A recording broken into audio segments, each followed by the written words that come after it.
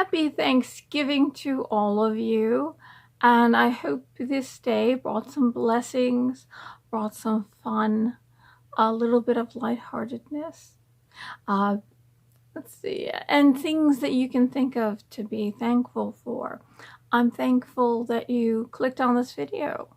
I'm thankful that you'll be watching this video all the way to the end.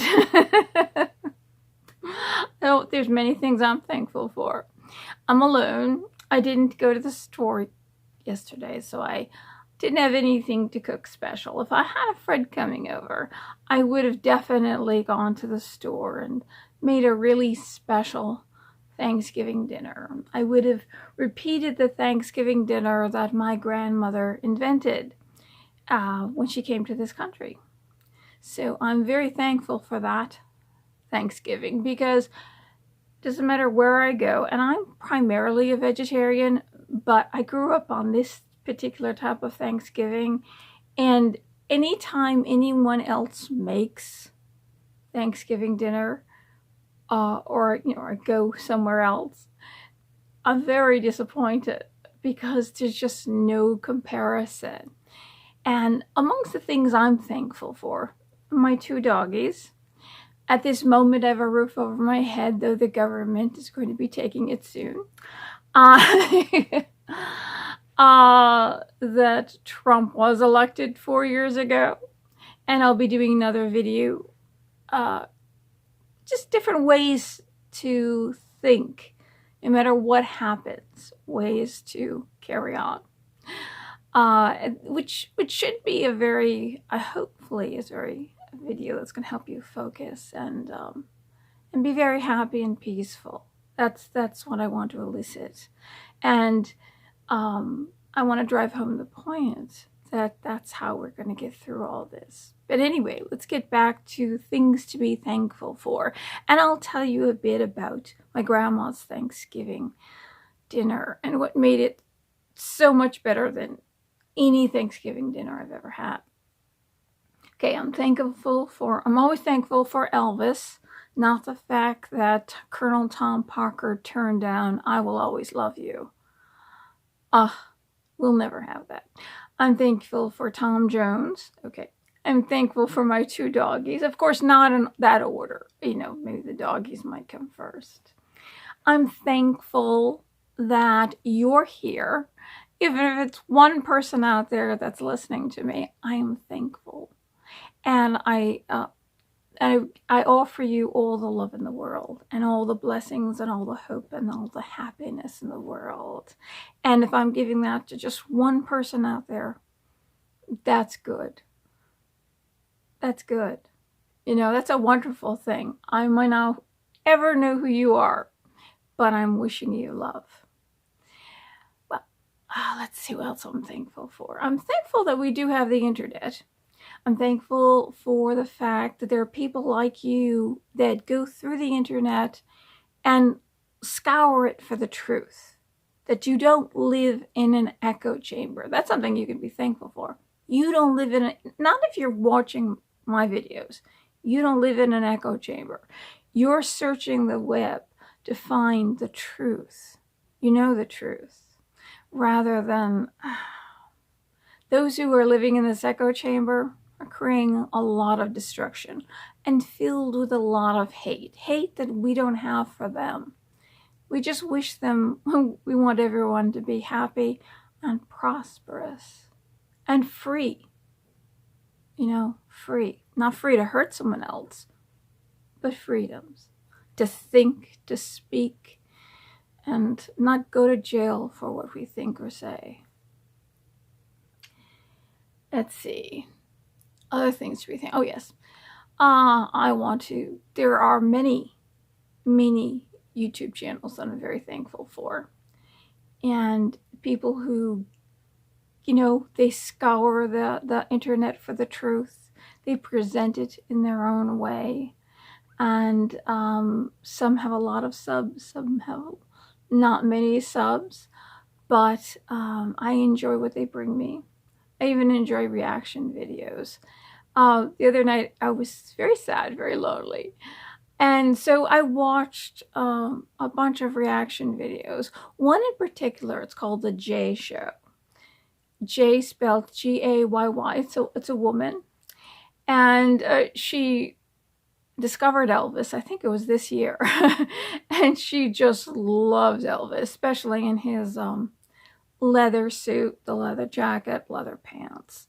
Looks like he's got nothing on underneath the leather jacket. And he's got these leather like wristbands here, and he's so sexy. He just looks his best. So I watched her until 5 o'clock in the morning watching Elvis, and so that brought me a little happiness, definitely. So I recommend her channel. She has a very cute reaction to the song Jolene too. it's really good. Okay, and so of course there's ones like Deflating Atheism, which we do videos together a lot. Of course, he's where he lives and I'm here, completely separate. But I'm very grateful and very thankful for Rob. And G. Will, who recommended that we do stuff together. And I'm thankful for, let's see,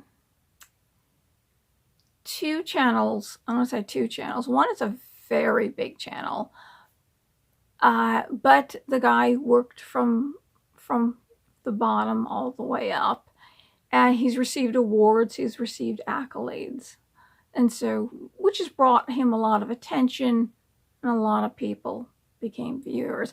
I just found him like a month or a month and a half ago.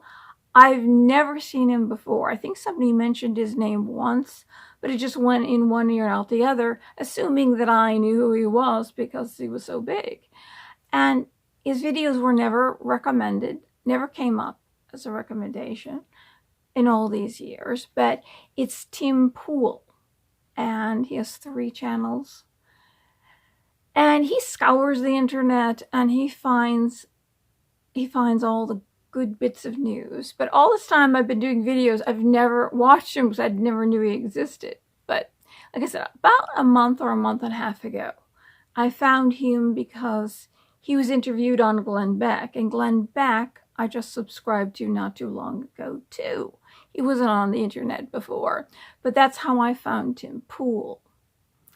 But he's very good. He's an honest guy. He doesn't predict the future, but he has an inkling about what might happen. But he's a good, honest soul, just down-to-earth soul. And of course, we're all thankful. All of us are thankful for sticks. We don't start, we don't even eat our food until we thank sticks first. Then, of course, we thank God, but we do thank sticks. Sticks is wisdom. He's like the wise man that's lived for eons. And I don't even think he listens to the news. He just knows things. And it's his, the reason why we like him is because how does he know these things? And he gives us a sense of no matter what happens, it's going to be all right. This could happen. That could happen. Yeah, it's going to be all right. He just has this composure that is very, okay, what was I worried about? I don't think I was worried about anything. Stick says it's going to be all right.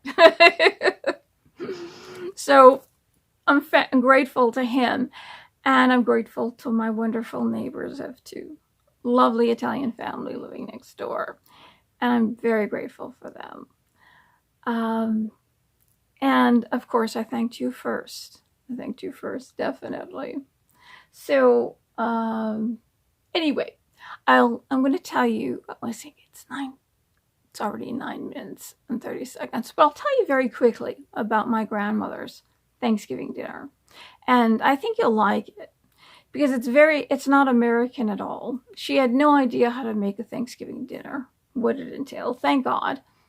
In Italy, they don't eat much meat, and especially in southern Italy. It's mostly fish and vegetables. And she didn't like, when she came to this country, she took a look at the meat and said meat shouldn't look like that. So she wasn't even a meat eater in this country. But meat was left for wedding feasts.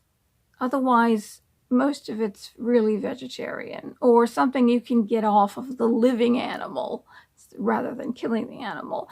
In southern Italy, it's southeast Italy. I'm not Sicilian.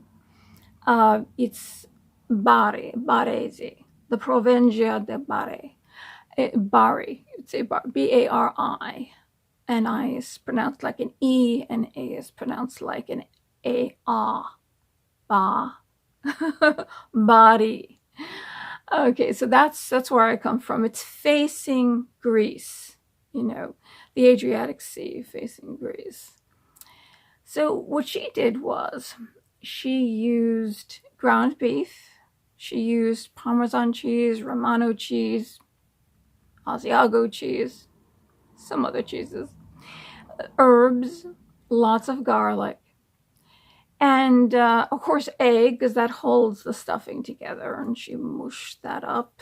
And then she had a special way of frying that in olive oil, because in Italy, other than polenta, things are really more on the flavorful, crispy side, So she fried that in olive oil, and then she stuffed some in the turkey and, cooked some on the outside. And and then the gravy. Oh my God, that stuffing is out of this world. You could just eat the stuffing. You didn't even have to make the turkey. Just eat that stuffing and make the gravy. Of course, it's hard to make the gravy without the turkey. But she made a very special gravy. And the other day, I clicked on a video of this. She's a Greek cook, and she went to culinary school. She really knows all her stuff. And before I clicked on it, I said, I bet she makes gravy without fat. So that's the way my grandmother made it, without fat. Not sure if she learned this in culinary school, possibly. But my grandmother, eons ago, there's no such thing as making gravy with fat. It's like not in the realm of an Italian's or Southern Italian's thinking. So it was interesting. She had this little thing that looked like a pitcher that she poured the gravy in, or poured the drippings in from the turkey. And of course, the oil, the fat separates from the juice. And she pushed a little thing on the side, and the juice from the bottom, the juice came out a hole in the bottom. And you stop it when it gets to the fat. It's perfect. My grandmother, of course, did it the hard way, and I do it the hard way. Is that you tip the pan, and then you have a big spoon, and you gently take off layer by layer. You pour off the fat until you just have the juice, and that's what you make the gravy out of. I remember I made this Thanksgiving dinner for other people, and they were amazed. They were saying, you must give me the recipe. They were losing their minds. They've never had a Thanksgiving dinner like that before. And I remember the house where I cooked the Thanksgiving dinner, the woman, her husband, she tried to keep him off of cholesterol and fats. So when I poured a mason jar full of the gravy in there, she only put a little bit, a couple of teaspoons of gravy on the turkey, not knowing there was no fat in the gravy. So she said she turned, and she's talking to me like I was some kind of magical person. I did something that she's just never seen before. Same reaction when I made an apple pie. I said, I went to the store with you. You know what I bought? No, what did you put in this pie? I want to know what you put in this pie. You put something different in this pie. She just looks at me. Go, no, you saw everything I bought. So I think I used less maybe than what other people use. A few things I put in there that make it really, really good. Really brings out the flavor of the apples. Complements it rather than covers it. But anyway, this is about the gravy, which totally made her and everybody else lose their mind. They had no idea. And I didn't even know until I told my mother the story. And she said, yeah, this is how Americans make gravies. They make it with fat. So she said, I opened up the mason jar and I expected fat, but there wasn't even one drop of fat. Not one drop. How did you do it? How did you? I just poured the fat off. You see, I use, or my grandmother used to, take onions and you cut them, just a regular brown onions. And you cut them into quarters and you put them around the turkey. So that brings some flavor into the juices, right? And then any vegetables you cook, if there's any water, any juices, you pour that off and you put that in the gravy too. You never throw anything away because there's flavor and vitamins in everything, right? So that builds up the gravy, the flavor in the gravy. And I remember just drinking this gravy. I would drink it, whether you put wine in it or not. A little wine in it is very good. But I would just say, I want a cup of that gravy. It was so good. But if there was fat in it, I probably wouldn't have done it. But it is so delicious. So if you just have gravy and that stuffing, let me tell you, that's all you need, really. And then there's stuffed mushrooms. And the way she made that, of course, breadcrumbs, Parmesan Romano cheese, herbs, and of course, salt and pepper to flavor. Is there anything else in that? Of course, you chop up, you take out the stems, and you fill the cap, and you chop up the stems. It's not about throwing things away, of course. There's no egg in this. And then you mix that all together, and then you fill the little caps. And then you just take the rest of it and you pour it over the whole thing. And then you pour olive oil on top. Enough of it so it fries. It actually fries in the oven. Not too much, not soaking in grease. Excellent. Very good. So these are little special things, aside from vegetables, and we always have butternut squash and mashed potatoes. Got to have that. But these are, it's just so flavorful, and it's not full of fat. And of course, chocolate cream pie. That's the one I look forward to more than apple pie or pumpkin pie. I look forward to chocolate cream pie. Though my grandmother didn't make the chocolate cream pie. My father insisted on banana cream, some kind of cream pie. So then my mother started making those kinds of pies. So that's a Thanksgiving dinner I'm used to. And my mother told me the story about her friend who, I think she was of Irish descent. And she said she walked into the room and she had cooked some red meat in the pan. And she was pouring, she was put some flour in there. And all the fat, the fat from the red meat was in the pan. And she was making gravy out of it. And my mother almost had a heart attack. What are you doing? And she said, this is how you make gravy. With the fat? She'd never seen anything like that before. And this woman, her name is Christine Cushing. This is the first time I've ever seen someone else not make gravy with fat, especially for Thanksgiving. But I think she learned how to do that one in cooking school. She didn't claim it to be like a family's Greek recipe. But my grandmother was very conscious of nutrition and health. And when something doesn't look right, it doesn't look right. And she never overcooked anything.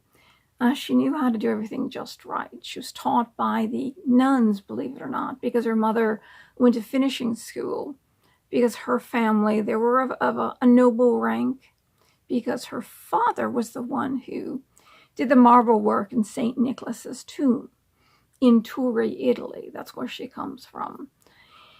And he was the master mason, literally, of the world. And so the master, when you're the top, you only do tombs and cathedrals for priests, for saints and kings. That's the rank. But the reason why he died was he died making St. Nicholas's tomb. A shard of marble went into his arm. And he got gangrene. They had to chop off the arm, and then he died anyway. So she was, of course, a girl. She was supposed to go to finishing school, and that's a rare thing for women in Italy at that time. So her mother went to finishing school because she wasn't, otherwise her mother would have taught her how to cook and sew and knit. So the boys took the money, and since the father was dead, the noble rank was gone. They just went and they took it. And they're very wealthy. They're all doctors and lawyers, so they're doing very well. Beautiful marble piazza, gorgeous. But she was poor. Nobody wanted to marry her because there was no dowry. She had no money to give.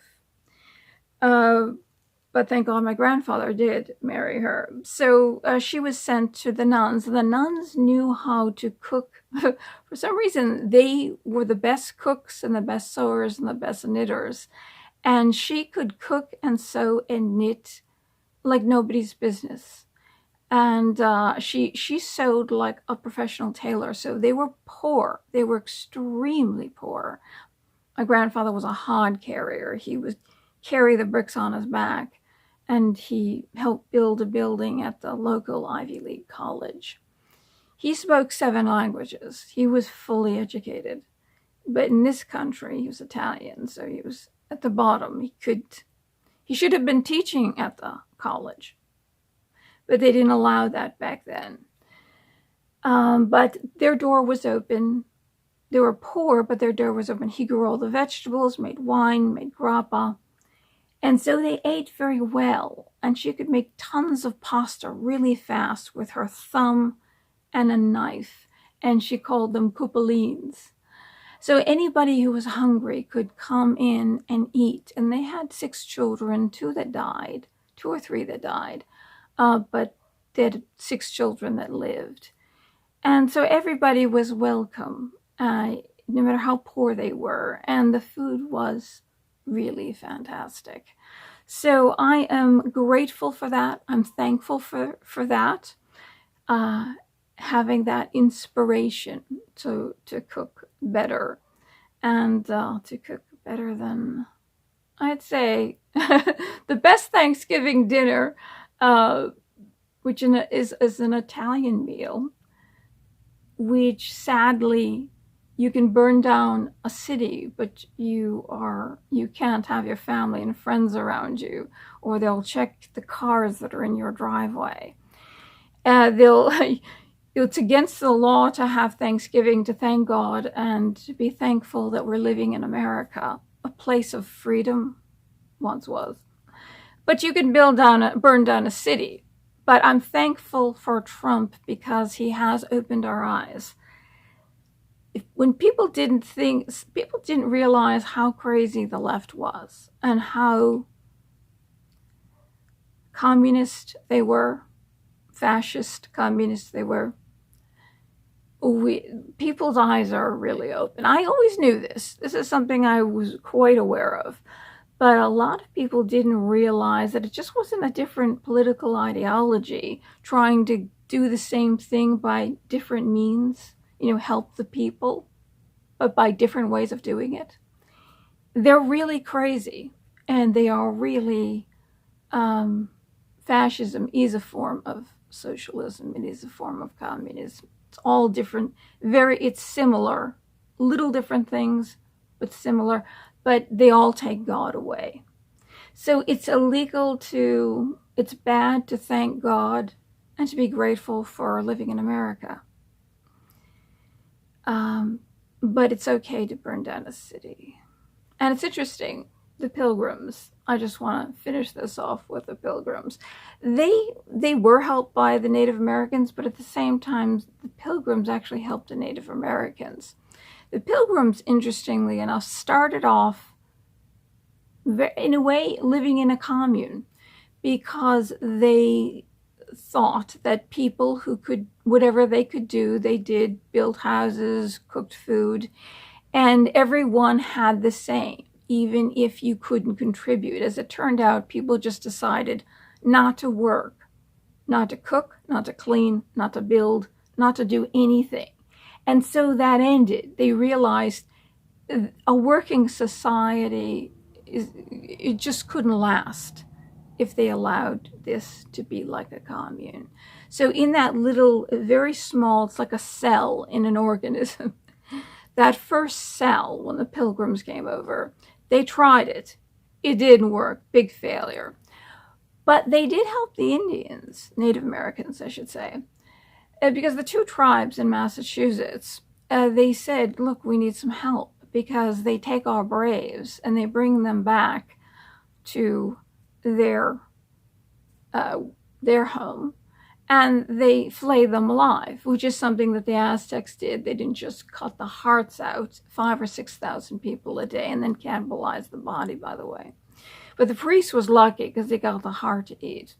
See, they're very thankful that the religion kind of changed. It's a little bit better that if you're going to eat the body, it's a communion wafer, and drink the blood, it's wine.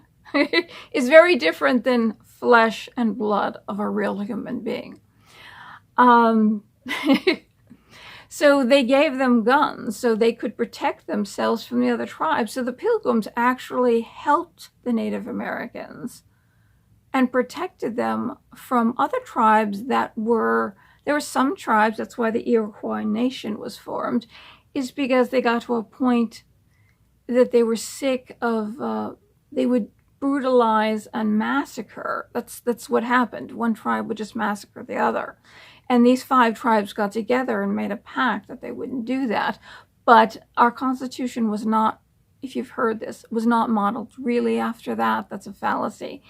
The Iroquois Nation was run more like a monarchy.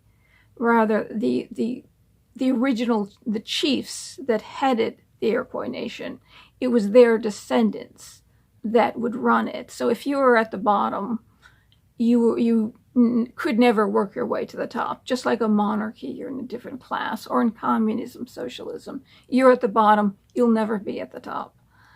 So anyway, so that's, and at football does go hand in hand with Thanksgiving, because the first form of football was played by the Native Americans, and after the meal, they play. So the meal was quite different than we know, what we think that they ate.